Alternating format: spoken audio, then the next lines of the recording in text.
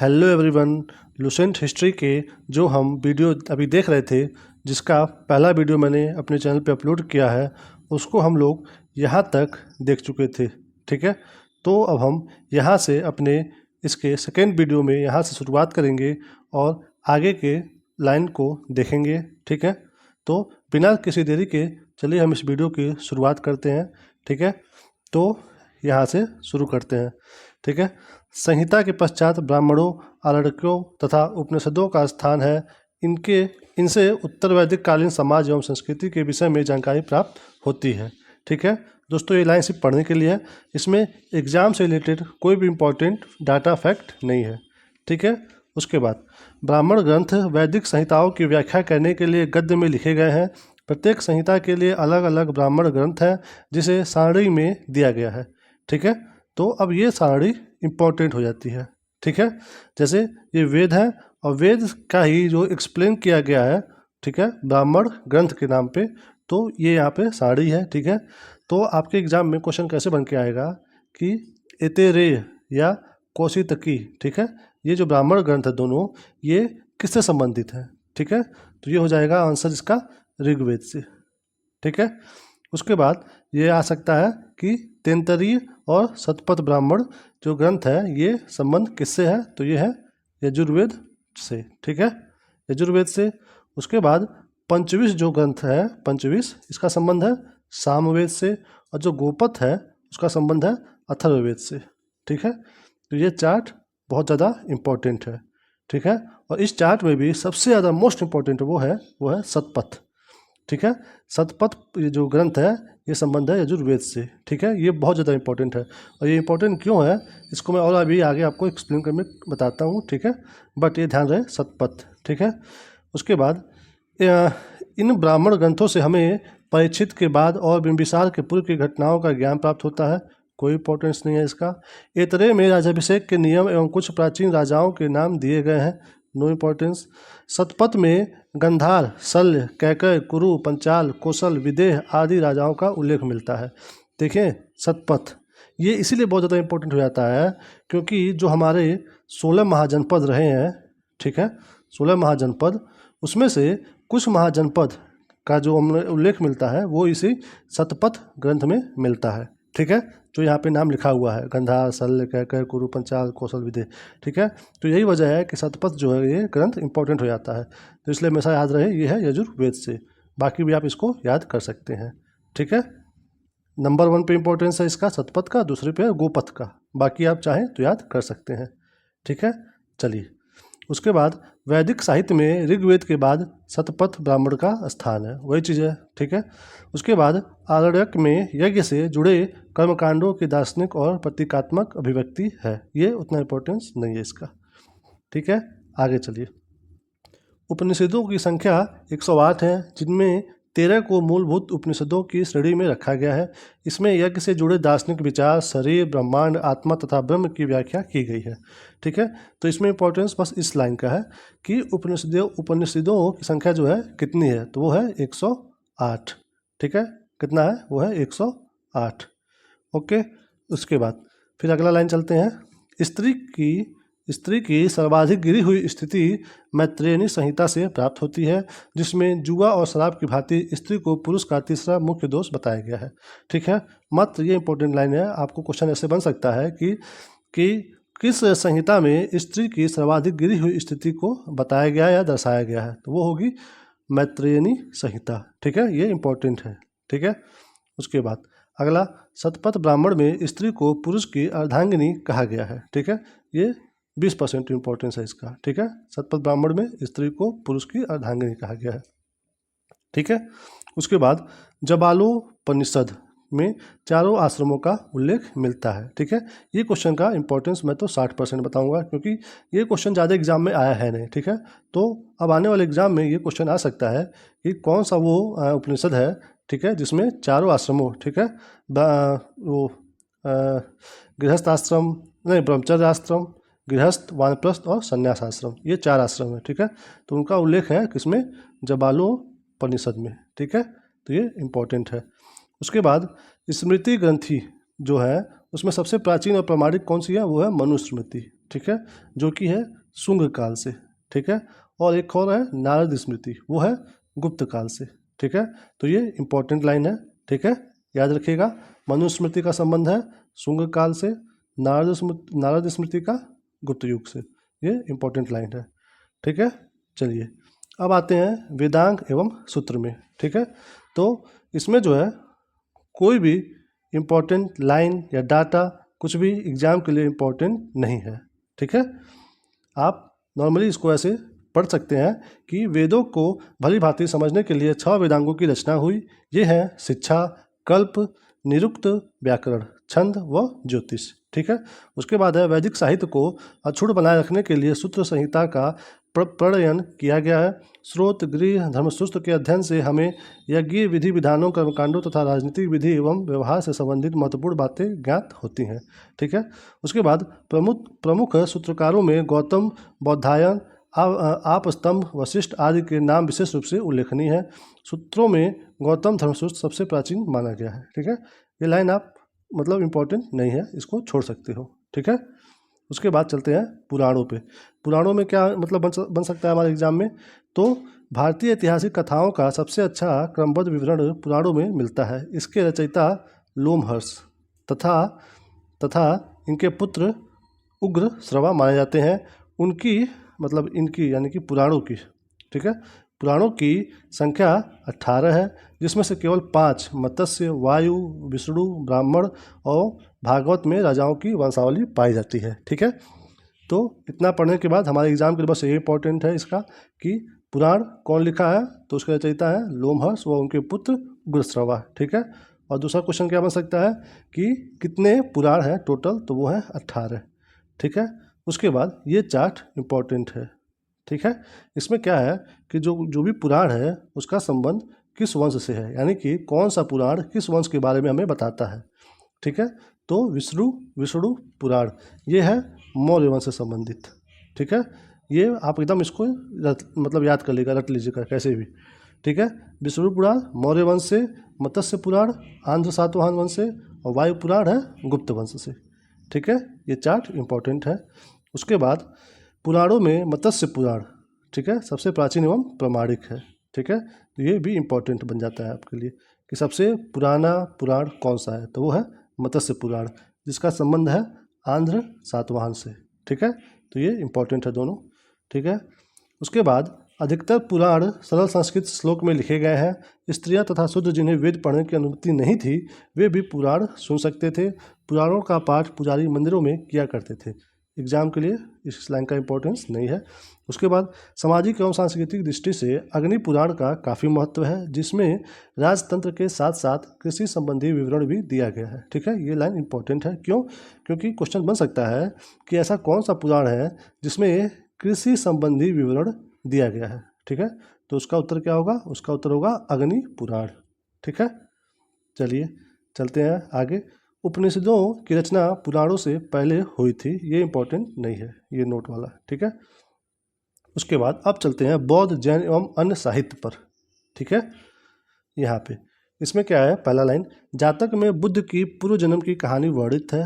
हीनयान का प्रमुख ग्रंथ कथा वस्तु है, जिसमें महात्मा बुद्ध का जीवन चरित्र अनेक कथाओं के साथ वर्णित है। ठीक है, तो इसमें ये कोई ज़्यादा इम्पोर्टेंट नहीं है। ठीक है, ये इम्पोर्टेंट लाइन नहीं है। उसके बाद जैन साहित्य को आगम कहा जाता है। जैन धर्म का प्रारंभिक इतिहास कल्पसूत्र से ज्ञात होता है। ठीक है, जैन ग्रंथ भागवती सूत्र में, ठीक है, भगवती सूत्र में महावीर के जीवन कृत्यों तथा अन्य समकालिकों के साथ उनके संबंधों का विवरण मिलता है। ठीक है, तो ये इंपॉर्टेंट हो सकता है ये लाइन इस वे में कि जैन धर्म का प्रारंभिक इतिहास किसमें ज्ञात होता है। ठीक है, उसमें ऑप्शन में कल्पसूत्र सही होगा।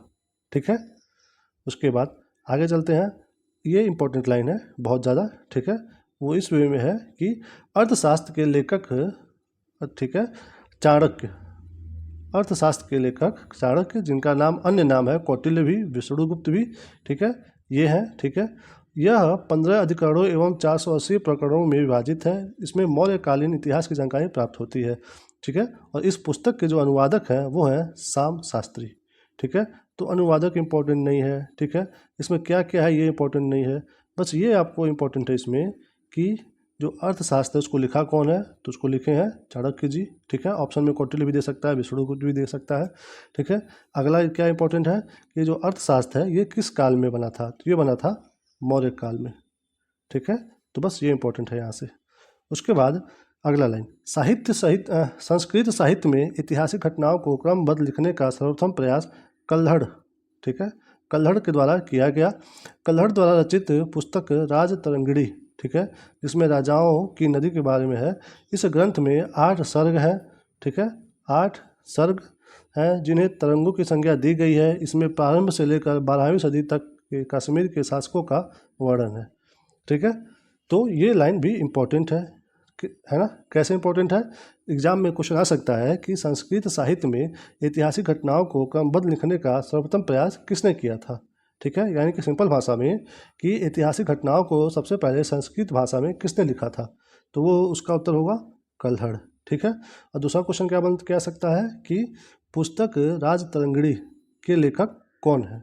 ठीक है, तो वो है कल्हड़ जी। ठीक है, एक क्वेश्चन कैसे बन सकता है, एक क्वेश्चन ऐसे बन सकता है कि कौन सी पुस्तक में कश्मीर के शासकों का वर्णन है। ठीक है, उसमें कई पुस्तक का नाम दे देगा, तो सही उत्तर क्या होगा, राजतरंगिणी। ठीक है, तो ये भी इम्पोर्टेंट लाइन है बहुत। ठीक है, चलिए अब चलते हैं अगले लाइन पे। अरबों की सिंध विजय का, ठीक है, अरबों की सिंध विजय का वृत्तांत चचनामा, ठीक है, पुस्तक का नाम है चचनामा, में सुरक्षित है। ठीक है, और इस चचनामा को लिखे कौन है, वो लिखे हैं अली अहमद।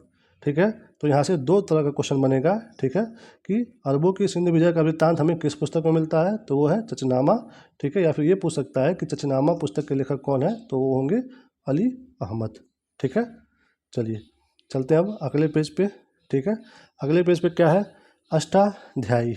ठीक है, अष्टाध्यायी जो है संस्कृत भाषा व्याकरण की प्रथम पुस्तक है। ठीक है, संस्कृत की व्याकरण की पहली पुस्तक है। इसके लेखक कौन है, लेखक है पाणिनि। ठीक है, ये मोस्ट इंपॉर्टेंट लाइन है। ठीक है, अष्टाध्यायी के लेखक है पाणिनि। या फिर ये पूछ सकता है संस्कृत भाषा व्याकरण की प्रथम पुस्तक कौन सी है, तो वो है अष्टाध्यायी। ठीक है, उसके बाद ये भी हो सकता है कि इससे मौर्य काल के पहले तथा इतिहास तथा मौर्य युगीन राजनीतिक अवस्था की जानकारी प्राप्त होती है। नहीं, ये लाइन इंपॉर्टेंट नहीं है। ठीक है, बस यही याद रखिएगा कि संस्कृत भाषा का पहला पुस्तक व्याकरण में कौन सा है, तो वो है अष्टाध्यायी। और कौन लिखे हैं उसको लिखे हैं पाणिनि जी। ठीक है, चलिए इंपॉर्टेंट लाइन है ये। उसके बाद अष्टाध्यायी में पहली बार लिपि शब्द का प्रयोग हुआ है, ये इंपॉर्टेंस नहीं है इसका।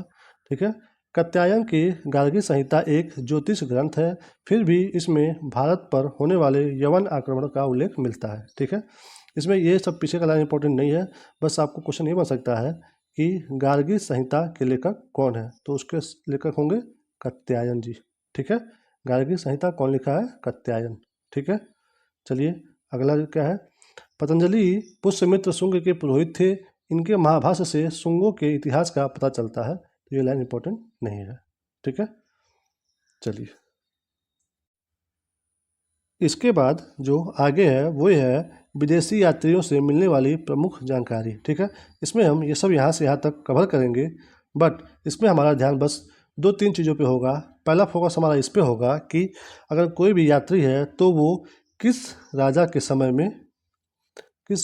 में आया था, पहली बात ये है। ठीक है, और अगर जब यहाँ पे आया तो यहाँ से प्रभावित होकर के अगर कोई पुस्तक लिखा तो वो कौन सी पुस्तक लिखा। ठीक है, एक ऊपर एक चीज़ और इम्पोर्टेंट देना है कि किस सन में आया था। ठीक है, कि वो सन क्या था, कि तो उस समय राजा कौन थे वहाँ पे, और इस सब दोनों के जब रहने के बाद जानने के बाद अगर कोई पुस्तक लिखा है तो उस पुस्तक का नाम क्या है। ठीक है, इन्हीं 3 चीज़ों पे फोकस रहेगा। ठीक है, तो इसी के साथ हम इसको शुरू करते हैं यहाँ से। ठीक है, यूनानी रोमन लेखक, तो पहला है टेसियस। ठीक है, यह ईरान का राजवैद्य था। हाँ, हमें ये चीज़ फोकस नहीं करना है कि वो कहाँ से आए थे। ठीक है, वो कहाँ से आए थे इसका इंपॉर्टेंस 10 से 20% है बस। ठीक है, ज़्यादा इंपॉर्टेंस है बस उसी चीज़ का कि किसके समय में आए थे, किस सन में आए थे और कौन सी पुस्तक लिखे थे। ठीक है, तो ये ईरानी राजवैद्य था। भारत के संबंध में इसका विवरण आश्चर्यजनक कहानियों से परिपूर्ण होने के कारण अविश्वसनीय है, तो ये इंपॉर्टेंस नहीं है इसका। फिर आइए हेरोडोटस, इसे इतिहास का पिता कहा जाता है। ठीक है, ये आ सकता है कि इतिहास का पिता किसे कहा जाता है, तो कहा जाता है हेरोडोटस को। ये इंपॉर्टेंस है थोड़ा सा इसका। इसने अपनी पुस्तक हिस्टोरिका में 5वीं शताब्दी ईसा पूर्व के भारत, फारस, ईरान के संबंध में वर्णन किया है, परंतु इसका विवरण भी अनुश्रुतियों एवं अफवाहों पर आधारित है। ठीक है, तो बस ये ध्यान देना है कि हिस्टोरिका की पुस्तक जो है, हिस्टोरिका पुस्तक जो है कौन लिखा है, तो वो हेरोडोटस। ठीक है, बस। उसके बाद अब चलिए अगले पे। सिकंदर के साथ आने वाले लेखक में निर्याक्स, आनेसिक्राटस तथा अरिस्टोबुलस के विवरण अधिक प्रामाणिक एवं विश्वसनीय है। ये इंपॉर्टेंट नहीं है। मेगास्थनीज, ठीक है, ये इंपॉर्टेंस है इसका। ठीक है, यह सेलुकस निकेटर का राजदूत था जो चंद्रगुप्त मौर्य के दरबार में आया था। ठीक है, और इसने अपनी पुस्तक इंडिका में मौर्य युगीन समाज एवं संस्कृति के विषय में लिखा है। ठीक है, इस लाइन से 3 क्वेश्चन बनेगा। ठीक है, कि मेगास्थनीज किसके शासन में आया था, तो वो आया था चंद्रगुप्त मौर्य के दरबार में। ठीक है, तो ये पहला क्वेश्चन बन सकता है। दूसरा क्वेश्चन क्या बनेगा कि इंडिका पुस्तक के लेखक कौन है, तो उसका उत्तर होगा मेगास्थनीज। ठीक है, और एक प्रश्न ये भी बन सकता है कि जो इंडिका पुस्तक है वो किस काल की है, तो वो है मौर्य युगीन। ठीक है, क्योंकि ये मौर्य समाज के और संस्कृति के विषय में बताती है। ठीक है, तो 3 क्वेश्चन यहाँ से बन सकते हैं। ठीक है, अगला डाइमेकस। ठीक है, यह सीरियन नरेश आंटियोकस का राजदूत था जो बिंदुसार के राज दरबार में आया था। इसका विवरण भी मौर्य युग से संबंधित है। ठीक है, तो बस ये याद रखना है कि डाइमेकस किसके समय में आया था, तो आया था बिंदुसार के समय में, जो कि मौर्य युगीन शासक है। ठीक है, यानी कि डाइमेकस मौर्य शासन में आया था और बिंदुसार उस समय राजा थे। ठीक है, चलिए उसके बाद डायोनिसियस। ठीक है, यह मिस्र नरेश टॉलमी फिलेडेल्फस का राजदूत था जो अशोक के दरबार में आया था। तो बस ये याद रखना है कि डायोनिसियस कब आया था, वो अशोक के समय में आया था। ठीक है, ये इंपॉर्टेंट है। उसके बाद ठीक है टालमी। ठीक है, अब एक यहाँ पे है कि 2वीं शताब्दी में भारत का भूगोल नामक पुस्तक लिखा था। ठीक है, तो ये इंपॉर्टेंट है कि भारत का भूगोल किसने लिखा था, तो वो लिखा था टालमी ने। ठीक है, उसके बाद है प्लिनी। ठीक है, प्लिनी 8वां नंबर। इसने प्रथम शताब्दी में नेचुरल हिस्ट्री नामक पुस्तक लिखी। इसमें भारतीय पशुओं, पेड़ पौधों, खनिज पदार्थों आदि के बारे में विवरण मिलता है। ठीक है, तो बस हमें ये जानना है कि नेचुरल हिस्ट्री पुस्तक के लेखक कौन है, तो वो है प्लिनी। ये इंपॉर्टेंट है इसका। ठीक है, उसके बाद 9वें नंबर में है, ये एक पुस्तक है। ठीक है, या मतलब इसको हमें जानकारी नहीं है कि मतलब ये कौन लिखा है, जानकारी नहीं है। ठीक है, तो इसलिए इस पुस्तक के बारे में पढ़ने का कोई मतलब नहीं है। बट हाँ, अगर आप 10% ध्यान दो, इसका इंपॉर्टेंस है, तो वो इस तरीके से है कि ऐसे क्वेश्चन अगर शायद एग्जामिनर के मन में ऐसे घूम फिर के आए तो ऐसे बना सकता है कि कौन सी पुस्तक से भारत के बंदरगाहों तथा व्यापारिक वस्तुओं के बारे में जानकारी मिलती है, तो उसका यहाँ पे उत्तर होगा कि पेरिप्लस ऑफ द इरिथ्रियन सी। ठीक है, वरना इस लाइन का उतना इंपॉर्टेंस नहीं है। चलिए अब चलते हैं चीनी लेखक पे। ठीक है, तो इसमें पहला कौन है, पहला है फाहियान। ठीक है, तो ये किसके समय में आए थे, ये आए थे गुप्त शासन में, उस समय शासक थे चंद्रगुप्त द्वितीय। ठीक है, तो ये इंपॉर्टेंट है, फाहियान आए थे चंद्रगुप्त द्वितीय के समय में। ठीक है, और इसने अपने विवरण में मध्य प्रदेश के समाज एवं संस्कृति के बारे में वर्णन किया है। इसने मध्य प्रदेश की जनता को सुखी एवं समृद्ध बताया है। ठीक है, यह 14 वर्षों तक भारत में रहा है। ठीक है, तो ये लाइन बहुत इंपॉर्टेंट है। यहाँ से 2-3 क्वेश्चन बन सकते हैं कि किसके समय में आया था, तो वो आया था चंद्रगुप्त द्वितीय के समय में। ठीक है, और ये भी क्वेश्चन बन सकता है कि जब वो फाहियान भारत में आया था तो उसने किस राज्य के लोगों के बारे में सुखी और समृद्ध बताया। ठीक है, तो उसका उत्तर क्या होगा, मध्य प्रदेश। ठीक है, मध्य प्रदेश। ऐसा क्वेश्चन तब बनेगा जब आपका क्वेश्चन अगर लास्ट वाले शिफ्ट में है अगर। ठीक है, तो फिर जब क्वेश्चन का टफ लेवल बढ़ता है तो फिर ऐसे क्वेश्चन आ सकते हैं यहाँ पे। ठीक है, कि फाहियान ने किस राज्य के बारे में सुखी और समृद्धि बताया है, तो वो है मध्य प्रदेश की जनता के बारे में। ठीक है, उसके बाद एक क्वेश्चन ये भी बन सकता है कि फाहियान भारत में कितने वर्षों तक रहा, तो वो रहा है 14 वर्षों तक। ठीक है, तो ये इंपॉर्टेंट लाइन है पूरा यहाँ से वहाँ तक। उसके बाद है दूसरा संयुगन। ठीक है, यह 1518 ईस्वी में भारत आया। इसने अपने 3 वर्षों की यात्रा में बौद्ध धर्म की प्राप्तियाँ एकत्रित की। ठीक है, ये इंपॉर्टेंट नहीं है। ठीक है, तीसरा नंबर पे क्या है, हेनसांग। ठीक है, तो हेनसांग ये मतलब किस राजा के समय में आया था, तो ये आया था हर्षवर्धन के समय में। ठीक है, किसके, हर्षवर्धन के समय में।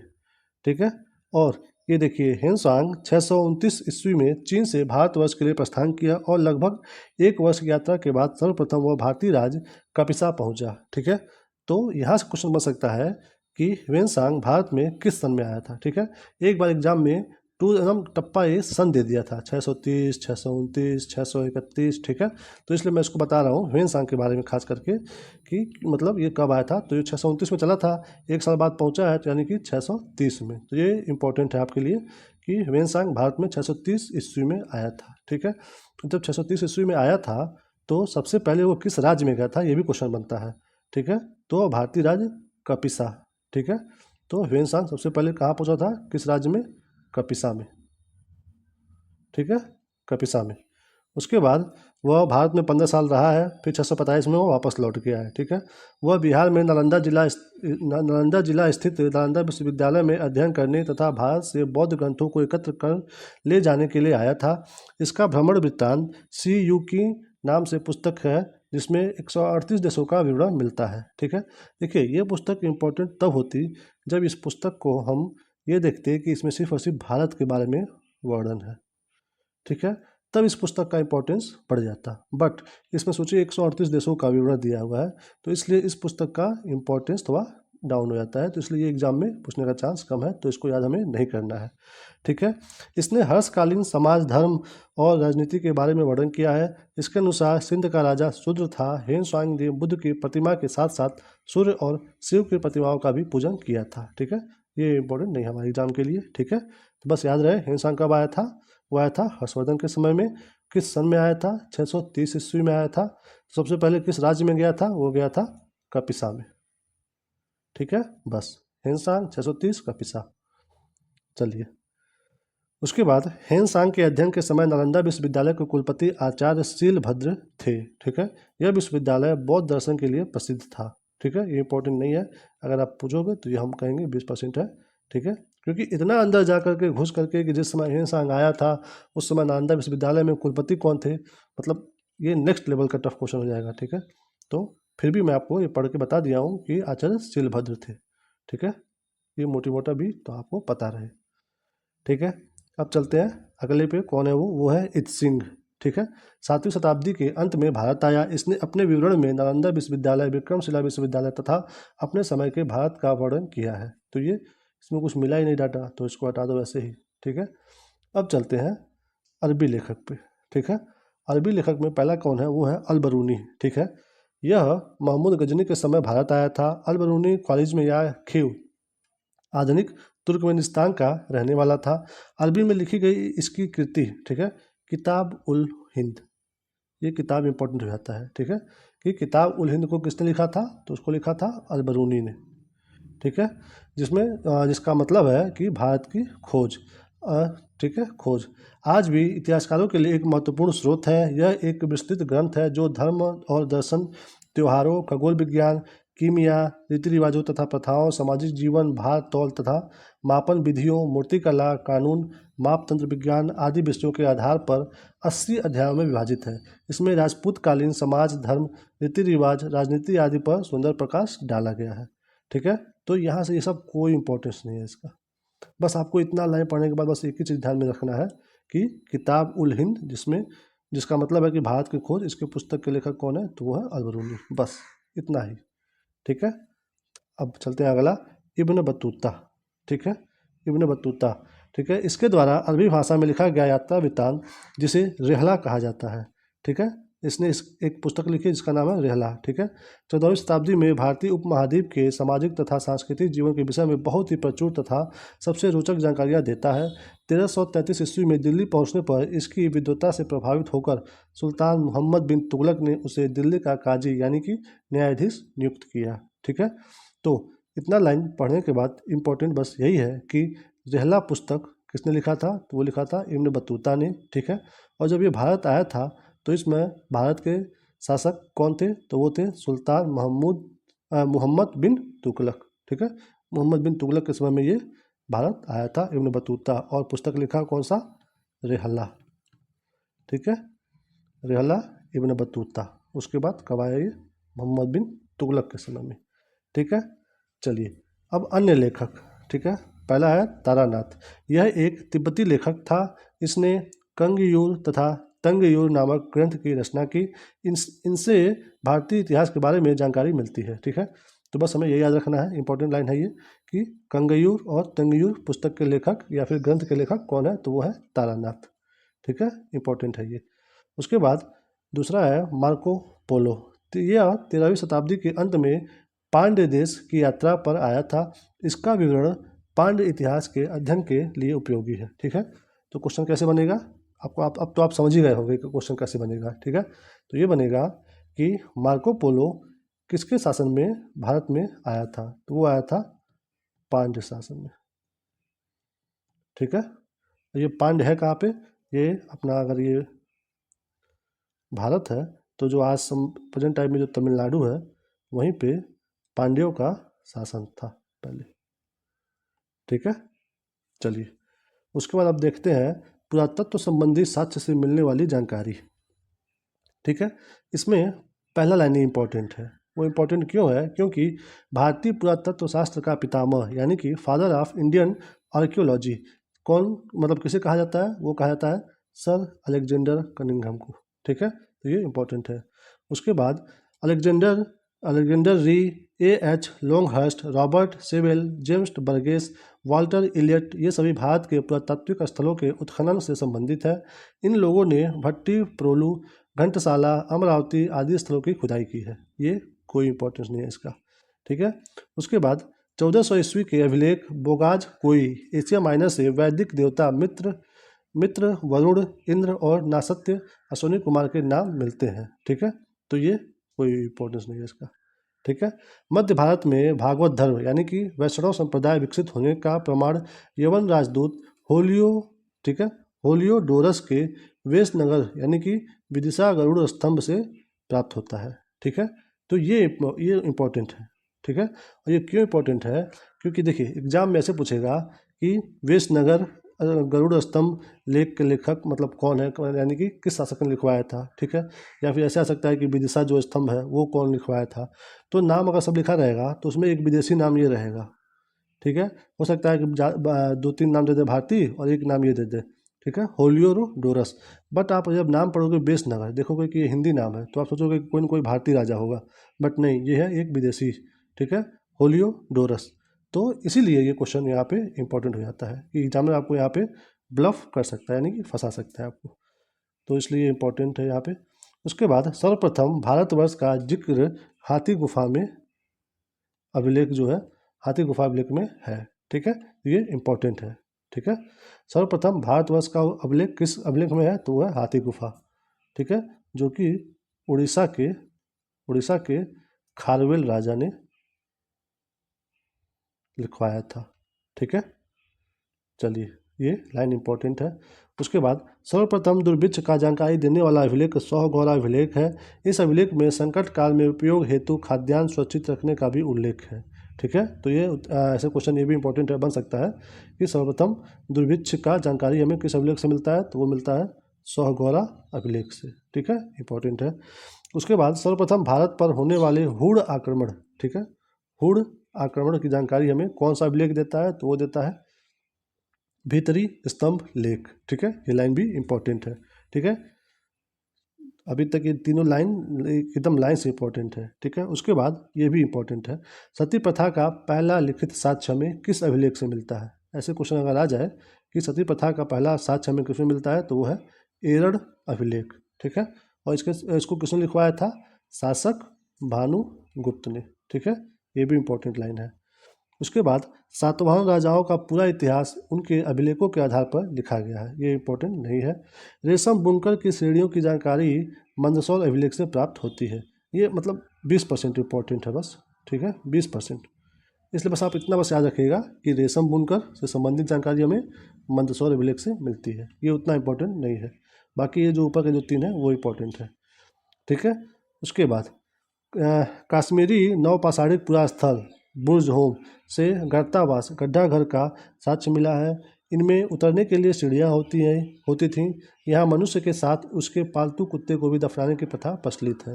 ठीक है, हमने आगे पढ़ा था ना, मतलब आगे नहीं, सॉरी, पीछे वीडियो में, कि सबसे पहले किस जानवर को मानव ने पालतू बनाया था, तो कुत्ता। ठीक है, वो यहाँ पे भी लिखा हुआ है पालतू कुत्ता। ठीक है, इसके बाद नीचे दिया है नोट। ठीक है, पूरा स्थल उस स्थान को कहते हैं जहाँ औजार, बर्तन और इमारतें जैसी वस्तुओं के अवशेष मिलते हैं। ये इंपॉर्टेंट नहीं है। ठीक है, चलिए अब चलते हैं अगले चैप्टर पे। ठीक है, चैप्टर नंबर 4 पे क्या है? प्राचीनतम सिक्कों को आहत सिक्के कहा जाता है। इसी को साहित्य में कांसापढ़ कहा गया है। ये इंपॉर्टेंट नहीं है। सर्वप्रथम सिक्के पर, ठीक है, सर्वप्रथम सिक्कों पर लेख लिखने का कार्य यवन शासकों ने किया। ये भी इंपॉर्टेंट नहीं है। ठीक है, अगर आप फिर भी पूछो तो इन दोनों में से ये 20% इंपॉर्टेंस रखता है। ठीक है, कि सर्वप्रथम सिक्कों पर लेख किसने लिखा था? तो वो यवन शासकों ने। ठीक है, 20% बस। ठीक है, चलिए ये चार्ट, ठीक है, ये चार्ट आपके एग्ज़ाम के लिए 80 से 90% इम्पोर्टेंस रखता है।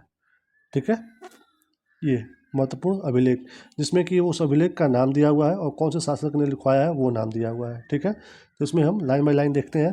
हाथी गुफा अभिलेख, ठीक है, जो कि लिखवाया है कौन? कलिंग राजा खारवेल। ठीक है, उसके बाद जूनागढ़ गिरनार अभिलेख वो लिखवाया है रुद्र दामन ने। ठीक है, नासिक अभिलेख ये गौतमी वल्लभश्री। ठीक है, प्रयाग स्तंभ लेख समुद्र गुप्त, एहोल अभिलेख पुलकेशियन द्वितीय, मंदसौर अभिलेख मालवा नरेश यशोवर्मन, ग्वालियर अभिलेख प्रतिहार नरेश भोज, भीतरी एवं जूनागढ़ अभिलेख वो है स्कंद गुप्त, देवपाड़ा अभिलेख बंगाल शासक विजय सेन। ठीक है, अभिलेखों का अध्ययन एपिग्राफी कहलाता है। ये लाइन इंपॉर्टेंट नहीं है। ठीक है, अब इसमें जितना इंपॉर्टेंट है ये, अब आप इसको याद कर जाओ तो बहुत अच्छी बात है। बट अगर आप इसमें से भी पूछोगे कि कौन सा इंपॉर्टेंट है, ठीक है, आप अगर सब याद ना करो तो फिर भी मैं आपको कहूँगा कि पहला हाथी गुफा अभिलेख, ठीक है, ये जूनागढ़ अभिलेख और नासिक अभिलेख, ठीक है, और ये प्रयाग स्तंभ अभिलेख, ये 4 मोस्ट इम्पॉर्टेंट है। ठीक है, इसमें आप नासिक को छोड़ सकते हो। ठीक है, नासिक को छोड़ सकते हो, बट पहला, दूसरा और चौथा तो मोस्ट इम्पॉर्टेंट है। ठीक है, फिर अगर नीचे आओगे तो एक इम्पॉर्टेंट आपको यहाँ मिल जाएगा भीतरी एवं जूनागढ़ अभिलेख। ठीक है, देखिए जूनागढ़ का गिरनार अभिलेख है। ठीक है, ध्यान रखिएगा, और ये भीतरी एवं जूनागढ़ है। ठीक है, तो ये है स्कंदगुप्त। ठीक है, तो इस चार्ट में वैसे तो इम्पोर्टेंट सब है, लेकिन सबसे मोस्ट इम्पॉर्टेंट वो है ये 4, पहला, दूसरा, चौथा, उसके बाद ये लास्ट से दूसरा। ठीक है, मोस्ट इम्पॉर्टेंट। ओके, चलिए अब चलते हैं अगले लाइन पे। समुद्रगुप्त की वीणा बजाती हुई मुद्रा वाले सिक्कों से उसके संगीत प्रेमी होने का प्रमाण मिलता है। ठीक है, ये मोस्ट इंपॉर्टेंट लाइन है, बहुत ज़्यादा मतलब ये प्रश्न आया हुआ है। तो इसमें से 2 क्वेश्चन बन सकता है ऐसे कि वीणा बजाती हुई मुद्रा पे कौन से शासक का मतलब फोटो है? तो वो है समुद्रगुप्त का। ठीक है, एक क्वेश्चन ये बन सकता है, और दूसरा क्वेश्चन ये बन सकता है कि गुप्त वंश में कौन सा शासक संगीत प्रेमी था? ठीक है, तो वो हो जाएगा समुद्रगुप्त। ठीक है, इस लाइन से 2 तरह के क्वेश्चन बनेंगे। ठीक है, उसके बाद अगला अरिकमेड़ु, ठीक है, पुदुचेरी के निकट से रोमन सिक्के प्राप्त हुए। ये इंपॉर्टेंट नहीं है। ठीक है, उसके बाद अब चलते हैं अब नोट पे।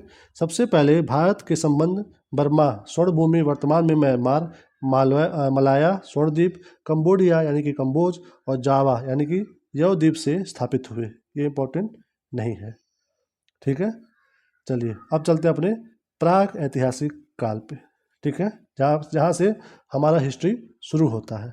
ठीक है, तो यहाँ इसमें आपको यहाँ से यहाँ तक पूरा पढ़ने के बाद एग्ज़ाम के लिए कोई भी इम्पोर्टेंट डाटा फैक्ट लाइन नहीं मिलने वाला है। ठीक है, आपको इसलिए मैं जल्दी से इसको मैं पढ़ देता हूँ। इवन यहाँ पे ये चार्ट भी इम्पोर्टेंट नहीं है, ये जो यहाँ पे लिखा है ये भी इम्पोर्टेंट नहीं है, नोट जो लिखा है ये भी इम्पोर्टेंट नहीं है। आप इसको चाहो तो क्लियरली छोड़ सकते हो, बट फिर भी मैं आपको बस पढ़ के बता देता हूँ। ठीक है, ओके। इतिहास का विभाजन प्रागैतिहासिक या प्राक इतिहास, आद्य इतिहास व इतिहास 3 भागों में किया गया है। जिस काल में मनुष्य ने घटनाओं का कोई लिखित विवरण उद्धृत नहीं किया उसे हम बोलते हैं प्रागैतिहासिक काल। ठीक है, आद्य ऐतिहासिक काल उस काल को कहते हैं जिस काल में लेखन कला के प्रचलन के बाद उपलब्ध लेख पढ़े नहीं जा सके। उसके बाद मानव विकास के उस काल को इतिहास कहा जाता है जिसका विवरण लिखित रूप से उपलब्ध है। ठीक है, ज्ञानी मानव यानी कि होमोसेपियंस का प्रवेश इस धरती पर आज से लगभग 30 या 40 हज़ार वर्ष पूर्व हुआ था। ठीक है, ये संस्कृति है, और संस्कृति में कौन से बर्तन मिले यानी कि किस कलर के? तो मालवा में काला, बुरजूम में धूसर, जोखे में लाल, दक्षिण नवपाषाण में चमकीला धूसर, पूर्वी नवपाषाण में भूरा भूरा लाल। ठीक है, तो ये इंपॉर्टेंट नहीं है, ये सब नहीं है। ठीक है, मैंने बताया शुरू में ही। उसके बाद नाम एवं तिथियाँ। ठीक है, पूरा पाषाण काल, देखिए मतलब झूठ में हम पढ़ेंगे इसको। ठीक है, पढ़े बिना वीडियो झूठ में लंबा हो जाएगा। ठीक है, तो आप इसको पढ़ लेना, मन करे तो आप छोड़ दो इसको, एकदम 100% नहीं आने वाला ये एग्जाम में, यहाँ से कुछ भी पूरा। ओके, छोड़ दो इसको। ठीक है, उसके बाद हाँ, फिर अब यहाँ से शुरू है इम्पोर्टेंस। ठीक है, आग का आविष्कार पूरा पाषाण काल में हुआ था और पहिए का नवपाषाण काल में हुआ था। ठीक है, क्वेश्चन बनेगा कब कि आग का आविष्कार किस काल में हुआ था, तो हुआ था पूरा पाषाण काल। ठीक है, ध्यान रखिएगा, पूरा पाषाण। उसके बाद पहिए का नवपाषाण काल में हुआ था, पहिए का नवपाषाण काल में। ठीक है, उसके बाद ये पूरा पाषाणिक पुरास्थल कुरनूल गुफा में राख के अवशेष मिले हैं, ये इंपॉर्टेंस नहीं है। मनुष्य में स्थायी निवास की प्रवृत्ति नवपाषाण काल में हुई तथा उसने सबसे पहले कुत्ता को पालतू बनाया। ठीक है, मैंने शुरू में ही बताया था कि कुत्ता को पालतू बनाया, अब यहाँ पे इसका इंपॉर्टेंस नहीं है।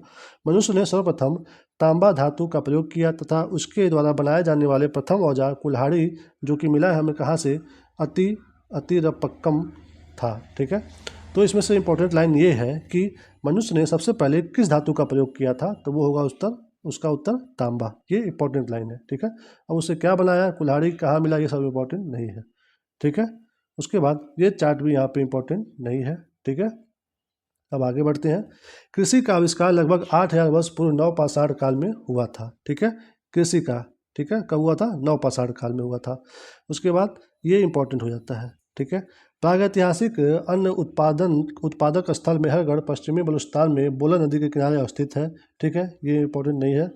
कृषि के लिए अपनाई गई सबसे प्राचीन फसल गेहूं, पहली फसल एवं जौ थी, लेकिन मानव द्वारा सर्वप्रथम प्रयुक्त अनाज चावल था। ठीक है, तो ये इंपॉर्टेंट लाइन है। इससे क्वेश्चन ऐसे बनेगा कि मानव द्वारा सबसे पहली फसल कौन सी अपनाई गई थी, तो वो थी गेहूँ।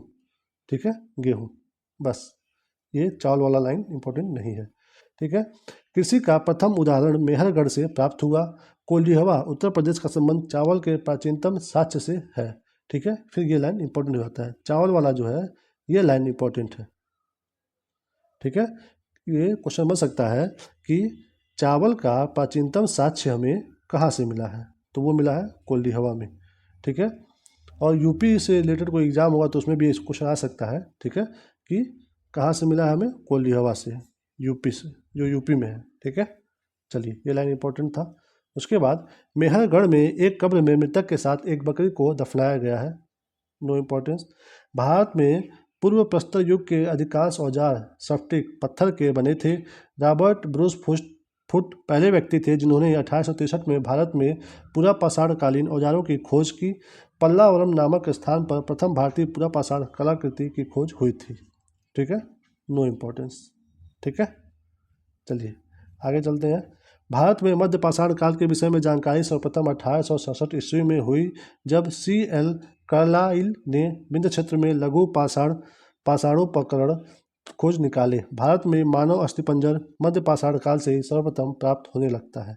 ठीक है, ये भी इंपॉर्टेंस नहीं है, यानी कि दोनों इंपॉर्टेंस नहीं है इसका। उसके बाद भारत में नवपाषाण कालीन सभ्यता का प्रारंभ ईसा पूर्व 4000 के लगभग हुआ, नो इम्पोर्टेंस। भारत का सबसे प्राचीन नगर मोहनजोदड़ो था। ठीक है, सिंधी भाषा में, जिसका अर्थ है मृतकों का टीला। तो ये एकदम 10% को इम्पोर्टेंट है, 10%, कि भारत का सबसे प्राचीनतम नगर जो था वो था मोहनजोदड़ो, मतलब छोड़ सकते हो इसको आप।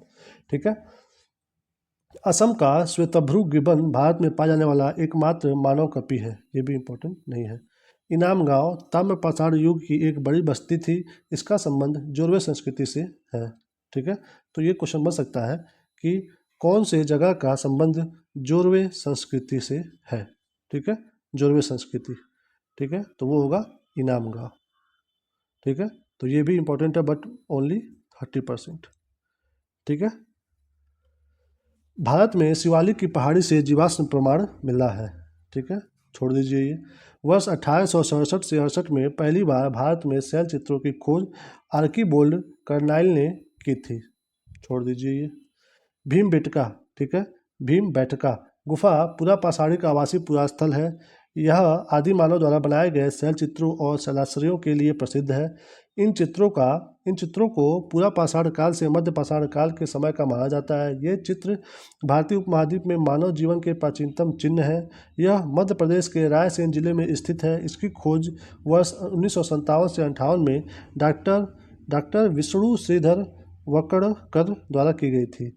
भीमबेटका क्षेत्र को भारतीय पुरातत्व सर्वेक्षण भोपाल मंडल ने अगस्त 1990 में राष्ट्रीय महत्व का स्थल घोषित किया। इसके बाद जुलाई 2003 में यूनेस्को ने इसे विश्व धरोहर स्थल घोषित किया। ठीक है, इतना लंबा चौड़ा पढ़ने के बाद आपको बस एक ही चीज़ ध्यान देना है कि भीमबेटका जो गुफा है वो है कहाँ पे। तो बस याद रखिएगा वो है मध्य प्रदेश में। ठीक है, मध्य प्रदेश के रायसेन जिले में। ठीक है, चलिए आगे चलते हैं। भारत में मनुष्य संबंधी सबसे पहले प्रमाण नर्मदा घाटी में मिला है। ठीक है, ये लाइन बहुत छोटा सा है, बट एग्जाम में हो सकता है कि ये इंपॉर्टेंस इसका बढ़ जाए। वो इस तरीके से कि आप मतलब इतिहास पढ़े हो कि हाँ गंगा नदी के किनारे और उधर सिंधु नदी के किनारे सब कुछ मानव बसे थे पहले, ये ना। बट देखिए, सबसे पहला प्रमाण जो है मनुष्य संबंधी मिला है नर्मदा घाटी में। ठीक है, जो कि यहाँ पे है, जो हमारा भारत है वो बीचों बीच में इधर जा करके अरब खाड़ी में गिरती है। ठीक है, तो यहाँ पे आप कंफ्यूज मत हो जाना कि मानव संबंधी जो सबसे पहला प्रमाण वो मिला था हमें नर्मदा घाटी में। ठीक है, नर्मदा घाटी में, ना सिंधु में ना यहाँ पे गंगा नदी में। कहाँ पे? नर्मदा घाटी में। तो इसलिए ये लाइन इंपॉर्टेंट हो जाता है। ठीक है, चलिए नोट में क्या है। भारतीय नागरिक सेवा के अधिकारी रिजले प्रथम व्यक्ति थे जिन्होंने प्रथम बार वैज्ञानिक आधार पर भारत की जनसंख्या का प्रजाति विभेदीकरण किया था। ठीक है, कौन थे वो थे रिजले। क्वेश्चन कैसे बनेगा कि किसने भारत में पहली बार, ठीक है, वैज्ञानिक आधार पर भारत की जनसंख्या का प्रजाति विभेदीकरण किया था। तो इसका उत्तर क्या होगा? इसका उत्तर होगा रिजले। ठीक है, बता तो दिया मैं, बट इसका इंपॉर्टेंट भी बस वही है 30%। ठीक है, तो अब यहाँ पे आज का दूसरा वीडियो भी हम समाप्त करते हैं। ठीक है, हम आपको फिर मिलेंगे अगले वीडियो में। ठीक है, जहाँ जो होगा हमारा लेक्चर नंबर 3। ठीक है, और उसमें हम शुरुआत करेंगे सिंधु सभ्यता से। ठीक है, ये तो हो गया ना प्रागैतिहासिक काल पूरा। अब हम शुरू करेंगे सिंधु सभ्यता से। ठीक है, तो वो हम अगले वीडियो में लाएंगे। ठीक है, अगर आपको वीडियो पसंद आया हो तो इस वीडियो को लाइक कर दीजिए, शेयर कर दीजिए, और हाँ, अच्छा या बुरा जो भी आपको फील हुआ हो वो कमेंट करिए अच्छे से। ठीक है, हम उसको देखेंगे और हम रिप्लाई भी करेंगे। ठीक है, अगर आपको पसंद आया हो तो फिर आप अगले वीडियो में फिर से मिलेगा हमारे साथ। कौन से टॉपिक पे? सिंधु सभ्यता। ठीक है, इस वीडियो में यहीं तक मिलते हैं अगले वीडियो में। तब तक के लिए बाय बाय।